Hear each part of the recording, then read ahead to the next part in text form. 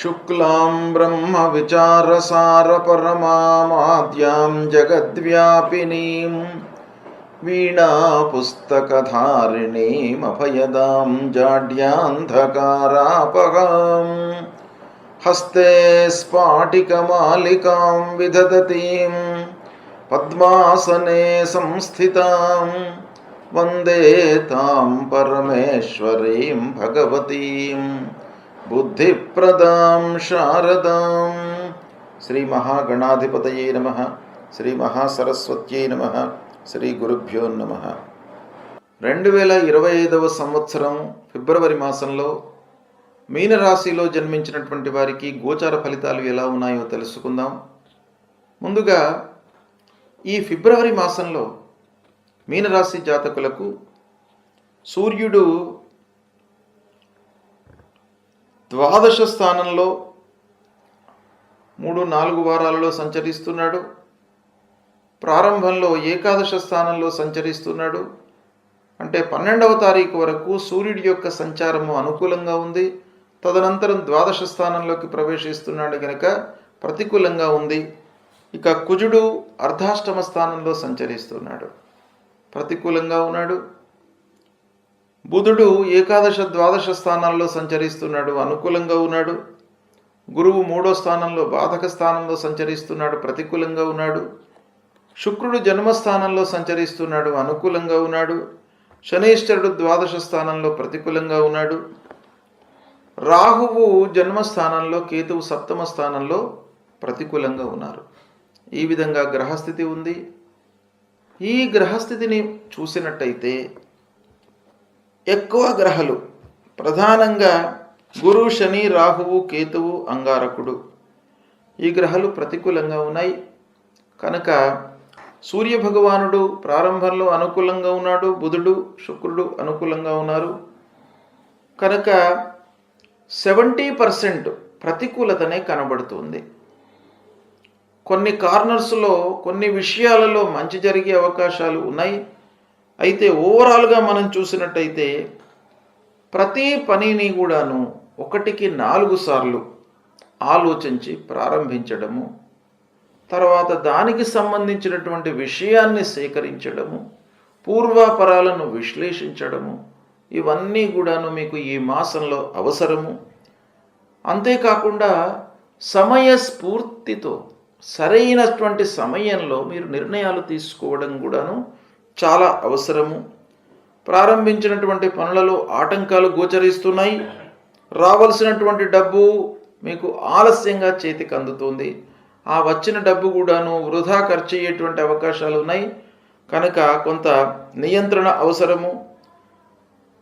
చేతిలో డబ్బు లేకపోవడం మూలకంగా ముఖ్యమైనటువంటి పనులు చేసేటప్పుడు మీకు ఇబ్బందులు కలుగుతాయి. కొన్ని పనులు వాయిదా పడేటువంటి అవకాశాలు కూడా ఉన్నాయి. డబ్బు లేకపోయేటప్పటికీ ముఖ్యమైనటువంటి పనులను మీరు త్యాగం చేసుకోవాల్సి వస్తుంది. అలాంటి స్థితి కూడాను ఏర్పడేటువంటి అవకాశం బాగా ఉంది. ఉద్యోగస్తులకు తోటి ఉద్యోగులతో ప్రారంభంలో సఖ్యతనే ఉంటుంది. తర్వాత కొంత వైషమ్యాలు, విరోధాలు, కలహాలు ఏర్పడేటువంటి అవకాశాలు బాగా కనబడుతున్నాయి. ఇకపోతే ముఖ్యంగా ఉద్యోగస్తులకు అధికారులతో ఇబ్బందులు, వాళ్ళు ప్రతి విషయంలోనూ మిమ్మల్ని విమర్శించడము, మీ పని వారికి నచ్చకపోవడము, తద్వారా కొన్ని ఇబ్బందులకు గురి అయ్యి మీ లోపల అసహనము డెవలప్ అయ్యేటువంటి అవకాశాలు బాగా కనబడుతున్నాయి. కనుక ప్రతి విషయం లోపల కూడాను మీరు శ్రద్ధ నిలపడం అవసరము. ముఖ్యంగా పనిభారం పెరుగుతుంది. ఆఫీసులో అనవసరమైనటువంటి విషయాలకు మీరు రియాక్ట్ కావడము, తద్వారా మీ మానసిక స్థితి పైన అది ప్రభావాన్ని చూపించేటువంటి అవకాశాలు కనబడుతున్నాయి. ఆహార నియమాలను పాటించాలి. ఆరోగ్యంపై చాలా శ్రద్ధ చూపాలి. ఇకపోతే ఆదాయాన్ని మీరు జాగ్రత్తగా బేరీజు వేసుకొని ఖర్చులపై నియంత్రణ సాధించాలి. ఈ మాసం లోపల ఆదాయము వ్యయానికి పొంతన లేకుండా ఉన్నట్టయితే మనము అప్పులలో కూరుకొని పోతాం. కాబట్టి వాటిని జాగ్రత్తగా మీరు గమనించాలి. ఆదాయాన్ని బేరీజు వేసుకొని ఖర్చులను మీరు చేయడం అనేటువంటిది ఈ మాసంలో ప్రధానంగా అవసరము. ముందు జాగ్రత్తతో అన్ని విషయాల గురించి కూడాను 4 సార్లు ఆలోచించాలి. అత్యవసరమైనటువంటి ప్రయాణాలు మాత్రమే చేపట్టండి. అనవసరమైనవి అని అనుకున్నట్టయితే వాటిని మీరు పోస్ట్పోన్ చేసుకోవడం చాలా మంచిది. ఇక బంధువర్గంతో సఖ్యతతో ఉండడానికి ప్రయత్నాలు చేయాలి. బంధువర్గంతో చాలా విరోధాలు కనబడుతున్నాయి ఈ మాసంలో. వాహన మూలకంగా ఇబ్బందులు, రిపేర్లు ముందుకు రావడము, గృహ మరమ్మతులు ఫోర్స్డ్గా మనం చేయవలసినటువంటి స్థితి ఏర్పడము, ఆత్మీయులు బంధువులతో కలహాలు, ముఖ్యంగా జ్ఞాతులతో పాలివారితో మీకు ఈ మాసంలో ఇబ్బందులు ప్రస్ఫుటంగా కనబడుతున్నాయి. కాబట్టి కొంత జాగ్రత్తగా ఉండడం మంచిది. ఇకపోతే కొన్ని విషయాలలో చిన్ననాటి మిత్రులతో మీకు సహకారం లభిస్తుంది. ఇకపోతే సంతృప్తిగా ఉన్నప్పటికీ, ఇంటి వాతావరణం మీకు అనుకూలంగా ఉన్నప్పటికీ ఏదో రకమైనటువంటి అసంతృప్తి అనేటువంటిది బయట కనబడుతుంది. మిగతా అన్ని విషయాలలో ఆర్థికంగా కానివ్వండి, పనుల విషయంలో కానివ్వండి, అన్నదమ్ముల విషయంలో కానివ్వండి, వీటన్నింటి లోపల కూడాను మీకు అసంతృప్తి ఒక పక్కన ఉన్నప్పటికీ గృహ వాతావరణము, ఇంటి వాతావరణము, భార్య, పిల్లలు, కుటుంబ పెద్దలతో మీరు సఖ్యతతో ఉండడానికి అవకాశాలు ఉన్నాయి. అయితే సంగీతంలో ఉన్నటువంటి వాళ్ళు, సాహిత్యంలో ఉన్నటువంటి వాళ్ళు, కళారంగంలో ఉన్నటువంటి వాళ్ళు, మీడియా రంగంలో ఉన్నటువంటి వాళ్ళు, సాఫ్ట్వేర్ రంగంలో ఉన్నటువంటి వాళ్ళు, వీళ్ళందరికీ కూడాను కొంత కలిసి వస్తుంది ఈ మాసం. అయితే సంతృప్తిగా ఉంటారు, పనులు నెరవేరుతాయి. కానీ ఆశించినంత మీకు ప్రతిఫలము ఆర్థిక రూపకంగా అందకపోవచ్చును. కనుక కొంత మీరు స్కిల్స్ ఉపయోగించి, మీ పనితనాన్ని ఉపయోగించి మీరు పనులు చేసినట్టయితే మీకు సత్ఫలితాలు పొందేటువంటి అవకాశాలు ఉన్నాయి. ఇక ఈ మీనరాశి వారికి ముఖ్యంగా ఈ ఫిబ్రవరి మాసంలో ఏ గ్రహాలు ప్రతికూలంగా ఉన్నాయి అనేటువంటి విషయాన్ని మనం చూసినట్టయితే ముఖ్యంగా కుజుడు, గురు, శని, రాహువు, కేతువు ప్రధానమైనటువంటి గ్రహాలు ప్రతికూలంగా ఉన్నాయి. కనుక వీటికి పరిహారము తప్పకుండా చేసుకోవాలి. ముందుగా విఘ్నాలు, ఆటంకాలు రాకుండా ఉండడానికి గణాధిపతిని మీరు పూజించండి, విఘ్నేశ్వరుణ్ణి పూజించండి.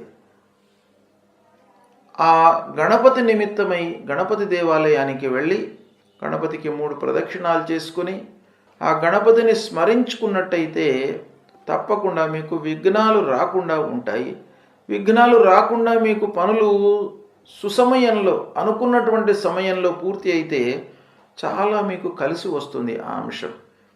ఇక రెండవది, రాహువు నిమిత్తమై అమ్మవారిని పూజించండి. అర్ధకాయం మహావీర్యం చంద్రాదిత్య విమర్దనం సింహికా గర్భ సంభూతం తం రాహుం ప్రణమామ్యహం అనేటువంటి మూల మంత్రాన్ని ప్రతినిత్యం కూడాను చదువుకోండి. ఆ అమ్మవారి దేవాలయానికి వెళ్ళండి, అమ్మవారిని వేడుకోండి. అమ్మవారికి 3 ప్రదక్షిణాలు చేసి అమ్మవారికి మీకు తోచింది మీరు సమర్పించుకున్నట్టయితే మిమ్మల్ని అనుగ్రహిస్తుంది. అదేవిధంగా ద్వాదశ స్థానంలో శనైశ్వరుడు ఉన్నాడు. ఆంజనేయ స్వామిని కొలవండి, భయాందోళనలు లేకుండా మిమ్మల్ని కాపాడుతాడు. అపమృత్యు దోషాలు తొలగడానికి శివార్చన చేయండి, శివాలయానికి వెళ్ళండి, దైవభక్తిని పెంచుకోండి, గురుసేవ చేయండి. మాతాపితృవులను ప్రప్రథమంగా వారికి అనుకూలంగా మీరు ఉండండి. వాళ్లను మానసికంగా ఇబ్బంది పెట్టకుండా ఉన్నట్టయితే మీకు ఆ గురు భగవానుడి యొక్క అనుగ్రహం లభిస్తుంది. తర్వాత సుబ్రహ్మణ్య స్వామిని సేవించండి. ఈ విధంగా పరిహారాలు చేసుకున్నట్టయితే మీకు ఈ గ్రహాల మూలకంగా కలిగేటువంటి దుష్ప్రభావము దూరమవుతుంది. మంచి ఫలితాలు అనుభవించేటువంటి అవకాశాలు ఉంటాయి. పరిహారాలు, దైవభక్తి, గురుభక్తి, పితృదేవతలను పూజించడము, వీటి మూలకంగా మీకు వాళ్ళ యొక్క అనుగ్రహం లభిస్తుంది. కనుక ఈ పరిహారాలను తప్పకుండా ఆచరించండి. అయితే ఈ ఫిబ్రవరి మాసం లోపల మనకు కొన్ని ముఖ్యమైనటువంటి పండుగలు వచ్చినాయి. ఏంటంటే ఈ ఫిబ్రవరి మాసము మాఘమాసంతో మనకు లింక్ అయి ఉంది. మాఘమాసం ప్రారంభమవుతుంది. ఫిబ్రవరి మాసం కూడాను ప్రారంభమైంది. కనుక ఈ ఫిబ్రవరి మాసం లోపల 2వ తారీఖున వసంత పంచమి. ఇది చాలా ఆస్పీషియస్ డే, అంటే మీకు చాలా అనుకూలమైనటువంటి దినం, పవిత్రమైనటువంటి దినంగా మనకు శాస్త్రం చెబుతుంది, ఋషిప్రోక్తం గనక ఈ వసంత పంచమిని మీరు ఆచరించాలి. ఎలా ఆచరించాలి? ముఖ్యంగా ఈ వసంత పంచమి రోజున విద్యార్థులకు చాలా కలిసి వచ్చేటువంటి రోజు. సరస్వతి అమ్మవారిని పూజించండి.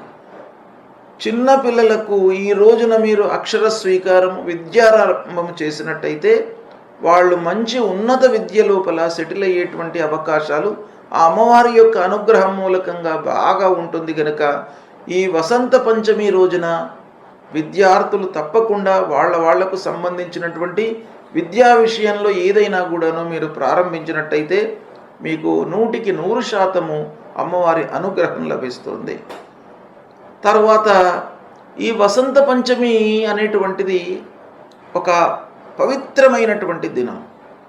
ఇది వ్యాపారస్తులకు కానివ్వండి, ఏదైనా కార్యక్రమం ప్రారంభించేటువంటి వాళ్ళకు కానివ్వండి, తర్వాత ఏదైనా ముఖ్యమైనటువంటి పని నిమిత్తమై ప్రయాణానికి ఉద్యుక్తులైనటువంటి వారికి కానివ్వండి, నిర్మాణాది కార్యక్రమాలు ప్రారంభించడానికి కానివ్వండి, ఈరోజు బాగా మంచి రోజు కాబట్టి ఈ రోజును మీరు ఉపయోగించుకున్నట్టయితే సత్ఫలితాలను పొందుతారు. అంతేకాకుండా ఈ పవిత్రమైనటువంటి రోజున మీరు అమ్మవారి దేవాలయానికి వెళ్ళి సరస్వతి అమ్మవారిని, దుర్గామాతను పూజించినట్టయితే తప్పకుండా మీ రాశి ప్రకారంగా ఏవైతే గ్రహాలు అనానుకూల స్థానాలలో సంచరిస్తున్నాయో వాటి మూలకంగా ఉద్భవించేటువంటి ఫలితాల నుండి మీరు విముక్తులవుతారు. అమ్మవారి యొక్క అనుగ్రహం లభిస్తుంది. ఇక 2వ ముఖ్యమైనటువంటి పండుగ 4వ తారీఖు రోజున రథసప్తమి. ఈ రథసప్తమి రోజున ఏం చేయాలి? రథసప్తమి అనేటువంటిది కూడాను చాలా పవిత్రమైనటువంటి దినం. ఈ రథసప్తమి రోజున సూర్యనారాయణుడిని పూజించాలి.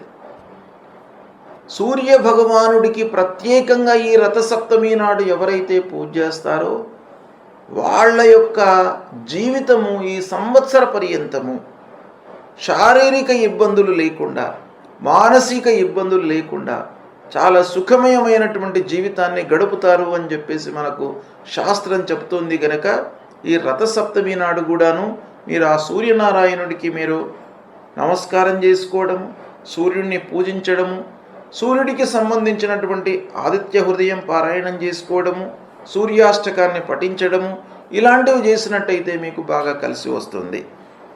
ఇక 3వది భీష్మ ఏకాదశి. 8వ తారీఖు నాడు భీష్మ ఏకాదశి వస్తుంది.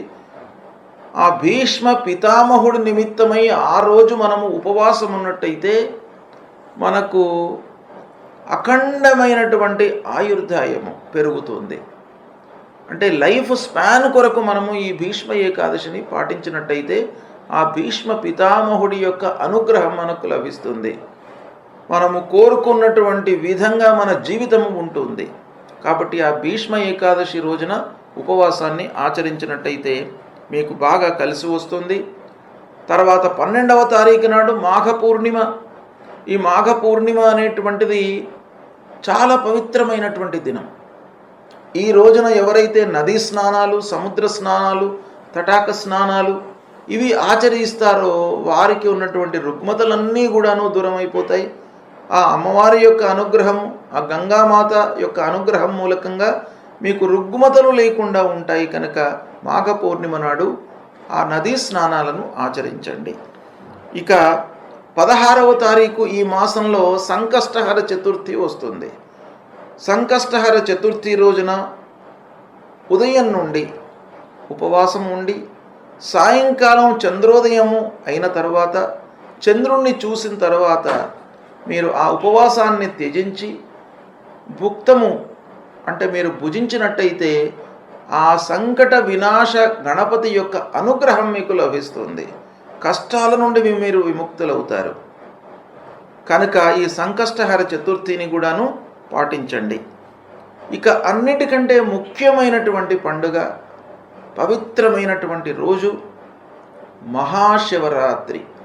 26వ తారీఖు రోజున మహాశివరాత్రి వస్తుంది. ఈ మాసంలో, ఈ ఫిబ్రవరి మాసంలో ఈ మహాశివరాత్రి అనేటువంటిది ఆ భగవంతుడు శివుడు లింగ రూపంలో ఉద్భవించినటువంటి రోజుగా మనకు శాస్త్రాలన్నీ చెప్తున్నాయి. కాబట్టి ఆ మహాశివరాత్రి పర్వకాలాన్ని ఆచరించినట్టయితే ఆ మహాశివరాత్రి యొక్క ఆచరణ మూలకంగా మీ లోపల ఉన్నటువంటి రుగ్మతలన్నీ దూరమైపోయి అఖండ ఆయుర్దాయాన్ని మీకు ఆ భగవంతుడు ప్రసాదిస్తాడు.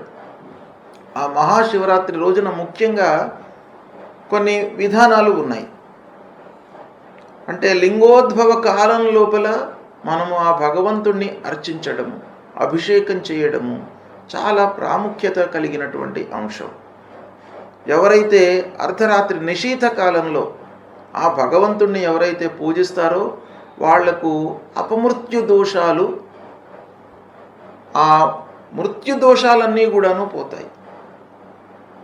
అంటే అకాల మృత్యువు అనేటువంటిది రాకుండా ఉంటుంది ఆ భగవంతుణ్ణి ఎవరైతే నిశీథ కాలంలో పూజిస్తారో. మొత్తం మహాశివరాత్రి రోజున ఉపవాసం ఉండి నిశీథ కాలంలో పూజించి తెల్లవారితే పూజించాలి. ఇలా ఈ వ్రతాన్ని ఆచరించినటువంటి వాళ్లకు అన్నీ కూడాను సుఖమయమైనటువంటివి, అనుకూలమైనటువంటి ఫలితాలు కలుగుతాయి. ఈ ఫిబ్రవరి మాసంలో చాలా ముఖ్యమైనటువంటి పండుగలు వస్తున్నాయి కనుక వీటిని ఆచరించినట్టయితే మీ రాసుల ప్రకారంగా, మీ జన్మరాశి ప్రకారంగా అనానుకూల స్థానాలలో సంచరిస్తున్నటువంటి గ్రహాల యొక్క దుష్ప్రభావము దూరమైపోయి మీకు అనుకూలమైనటువంటి ఫలితాలు కలుగుతాయి. శుభం.